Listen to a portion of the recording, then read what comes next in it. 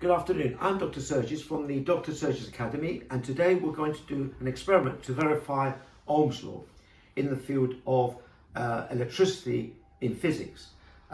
So in A-level we often have to do practicals, which is an integral part of the A-level physics course. Now what we have here is the apparatus necessary to verify Ohm's law. Now when we have energy is produced by the interaction of fields on matter, which is composed of particles. So in this case, the field is the electrostatic field, or what we call the electrical potential from the power supply, which is in fact channeled into the amplifier. So the amplifier increases or amplifies the electrical potential from the mains, which is an AC supply. So electrical potential comes from the electrical field, from the AC power supply, as you can see through the leads here, the connections, which are connected into the amplifier. And the amplifier increases the actual voltage, if you like, a bit like the EMF of a cell. It increases the electrical potential, which is given to the electrons inside these leads, in the which is basically the leads are made of copper wire insulated. Now the electrical potential from the power supply is given to the electrons, and that causes electrical current. So the current has electrical energy, and the current then does work against the resistance in the circuitry of this apparatus. Now the voltage that will be recorded is the amount of the electrical potential that the current loses when it does work against the resistance of the circuitry, because the electrons are passing through in gigantic atoms in the circuitry, so they lose energy, they lose kinetic energy. So the voltage that's recorded by the apparatus is the amount of electrical energy that the electrons, the electrical potential is the amount of energy that or the voltage, as it's often called, the amount of energy that the current loses when it does work against the resistance of the circuitry in the apparatus. The ammeter, recorded in milliamps, which is a fraction, tiny fraction, 1/1000th of an amp, records the current that goes through the resistance, which is the amount, if you like, the amount of charge that flows per second. In other words, effectively the amount of electrons that go through the circuit, the resistance in this apparatus per second. So the voltage records the energy or the electrical potential lost by the current when it does work against the resistance.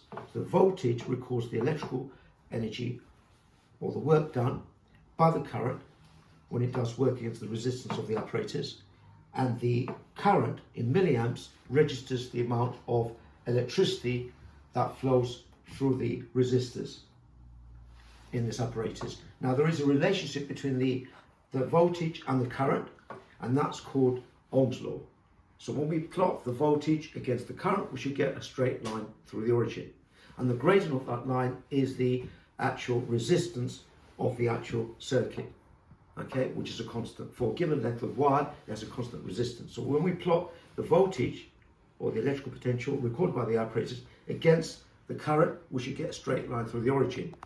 And when we plot that, if you can see here, so in Ohm's law, when we plot potential difference, which is the voltage, which is the work done by the current against the resistance, against the current itself, we should get a straight line through the origin. And the gradient of that line, so we take any 2 points on the line, so that's delta V.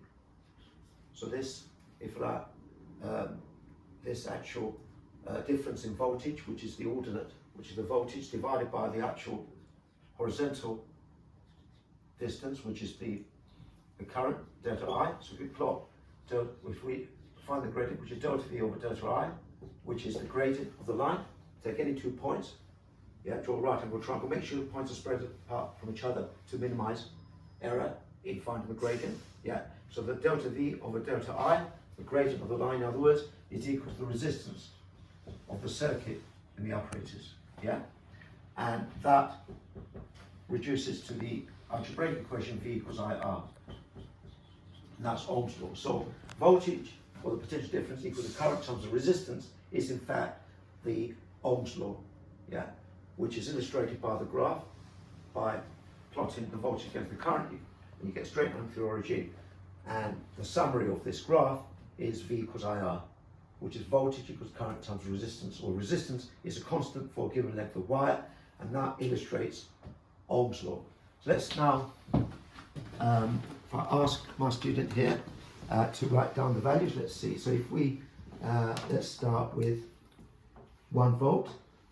So we've got 1 volt. And what would you record for that? I'm going to make sure it's milliamps.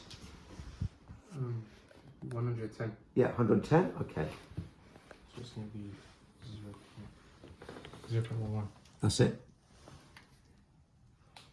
And then, if we increase it, if we do half a volt each time, so it's 1.5 volts. And what would you record current? That's at 160. That's it.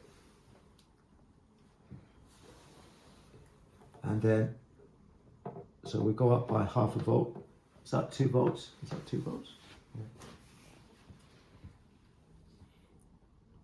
It's 220. Yeah. And then we've got 2.5 volts. What would that be? 270. Yeah. Remember it's in milliamps, yeah? Yes, I'm converting it. That's it. 3 volts.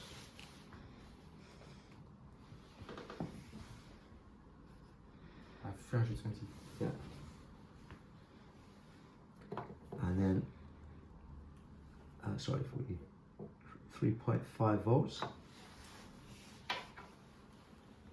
That's 370. Yeah.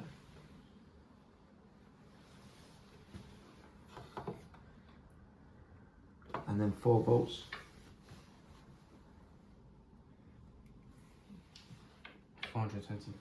Okay.